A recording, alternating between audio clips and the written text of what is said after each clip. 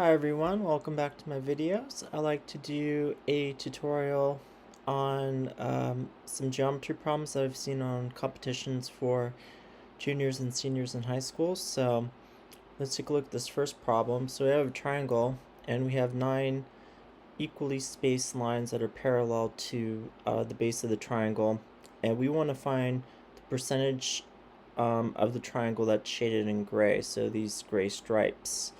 So here's how I did it. So we can construct altitude AZ here, and since the lines are equally spaced, we'll let H denote the distance between each line. So they're all going to be equal, right, since they're equally spaced. So area of triangle ABC is going to be equal to 1/2 times the altitude times the base BC. So area of triangle ABC equals 1/2 times 10H, right? Because there's 10 of these strips here, and each one is the length of each strip is H, right? So we get this, and therefore the area of triangle ABC is 5 times H times the base BC. We know that angle B is congruent to angle B, and angle AZB is congruent to angle AHG.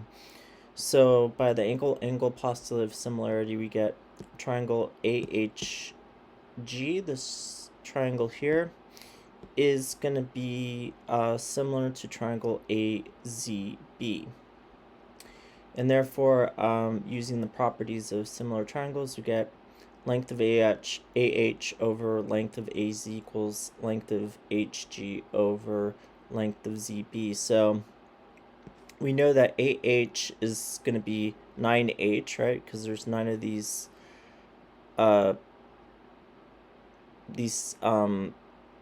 things that measure H, right? So, and the whole thing AZ is 10H. So this simplifies to 9 over 10. So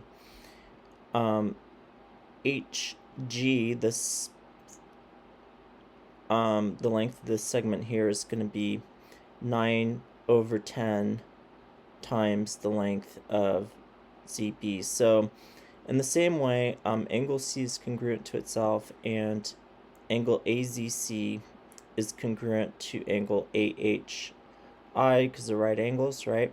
So we can do similarity to AHI, this triangle, and triangle AZC. So if we apply this, we get this kind of similar result. So the distance HI is going to be 9/10 of the length of ZC. So if we use the betweenness property of segments, we get length of GI equals length of GH plus length of HI. So if I substitute what I found in these expressions, we get GI is equal to 9 over 10 times ZB plus 9 over 10 times ZC. So we can factor out 9 over 10, and then we get 9 over 10 times ZB plus ZC. So ZB plus ZC, well, if you add them together, you get BC, right? So in other words, the length of segment GIs can be 9 over 10 times the length of BC. So we can repeat this process, which I won't do to save space, but you can figure out that length of DF is going to be 8 over 10 times BC. So if we look at the trapezoid DFGI, well, what's the area of a trapezoid? It's 1/2 times the height times the sum of the two bases, right? So we're going to have DF and GI that we have to add together. And then, so area of DFGI is 1/2 times the height of the trapezoid, which is just a little h, times, so 8 over 10 times BC plus 9 over 10 times BC. So if you add this together and simplify, you get area of DFGI equals 17 out of 20 times H times BC. Okay, so we can kind of move up to the next shaded trapezoid. So, I'm not going to show this, but you can basically show that as you go up, this is going to be 9/10 the length of base BC, and this is going to be 8/10, and then 7, 6, 5, 4/10, and so on. So if we want to do the shaded, if we want to find the area of this shaded region here, we would have to do 1/2 times h times the sum of the base here, which is going to be 6/10 times BC plus 7/10 times BC, and if you simplify this, you get 13/20 times h times BC. And then if we go on to the next shaded trapezoid, you get 1/2 times h times 4/10 times BC plus 5/10 times BC, and this simplifies to 9/20 times h times BC. So if we look at this uppermost trapezoid, we get 1/2 times h times 2/10 times BC plus 3/10 times BC, which is 5/20 h times BC. So this last shaded region is actually a triangle, so we have to use a different formula for the area. So this is the base of this little triangle is going to be, the length is going to be 1/10 of the length of BC. So we get 1/2 times h times 1/10 times BC equals 1/20 times h times BC. So the sum of the areas of these shaded regions is going to be this sum, right? 17/20 HBC plus 13/20 HBC plus 9/20 HBC plus 5/20 HBC plus HBC over 20. So this is actually an arithmetic sum, but I'm going to avoid using the formula for that because it's just easier to just do this directly, the sum. So if you add all these terms together, you would get the sum of the areas of the shaded regions is 45/20 times h times BC. Now if we go back to the first slide, we saw that the area of this whole triangle ABC is 5 times h times BC. So if we want to find the percentage of the triangle that's going to be shaded, we'll just do 45/20 times HBC divided by 5h times BC. So these simplify and we get 45/100, which is 45%. So in other words, 45% of the area of the large triangle ABC. So in other words, the area of the gray region is going to be equal to 45% of the area of the bigger triangle. So the next problem was kind of interesting to solve. So we have these tiles here, so they're like square tiles, and we have these two dotted lines. We know that the bigger tiles have side length A, and the smaller tiles have side length B, and we know that the angle between these two dotted lines is 30 degrees, and we want to find the value of the ratio of A to B.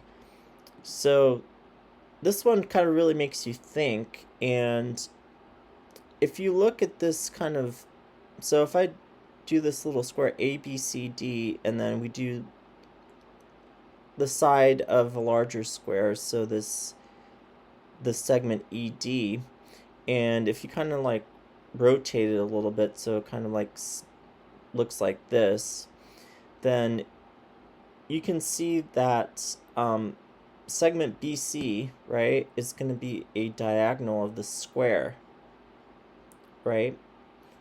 And we know the diagonal of a square, the measure of the angle is going to be 45 degrees.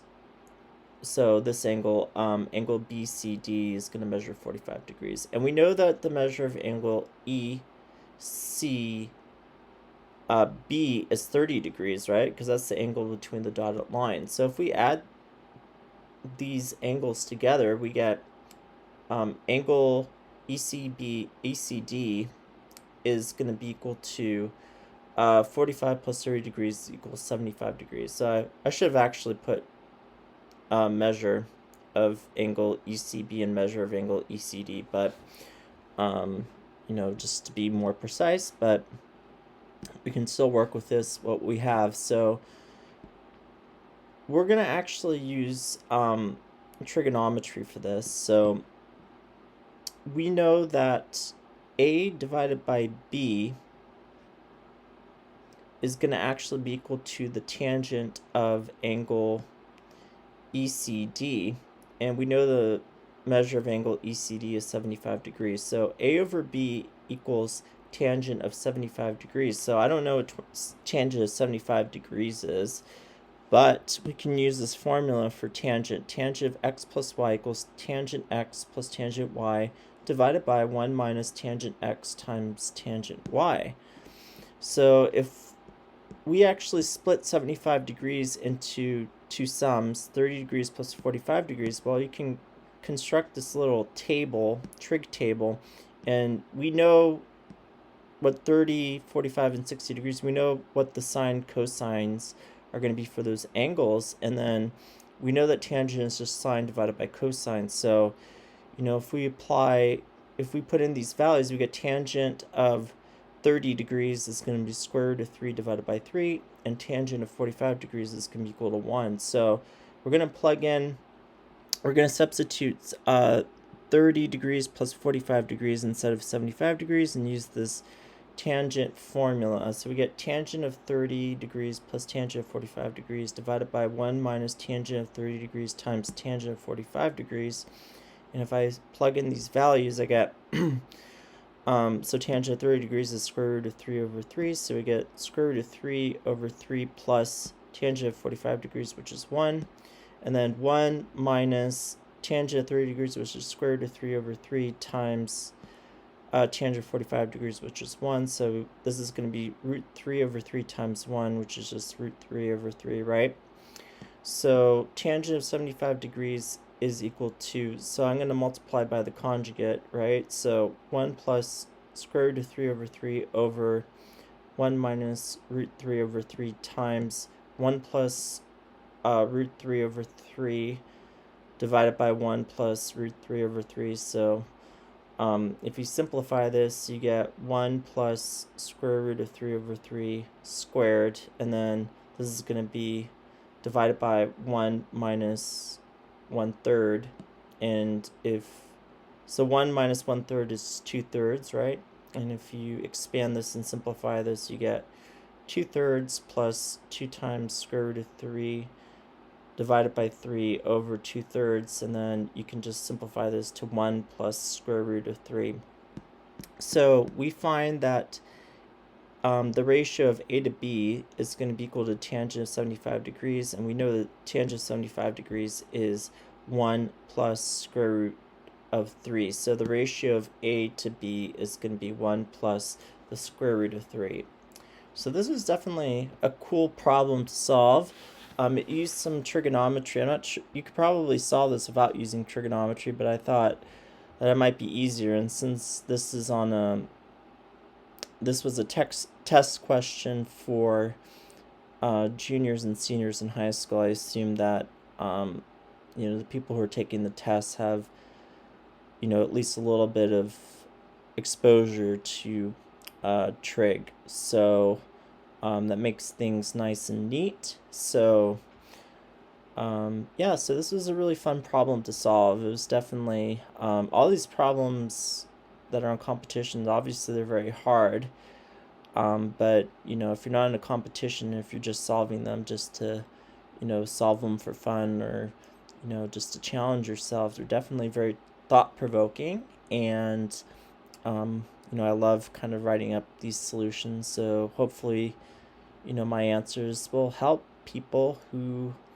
have an interest in doing these higher level problems. So I want to thank you for watching my videos, and I hope to see you during my next tutorial. Alright guys, have a good night. Bye.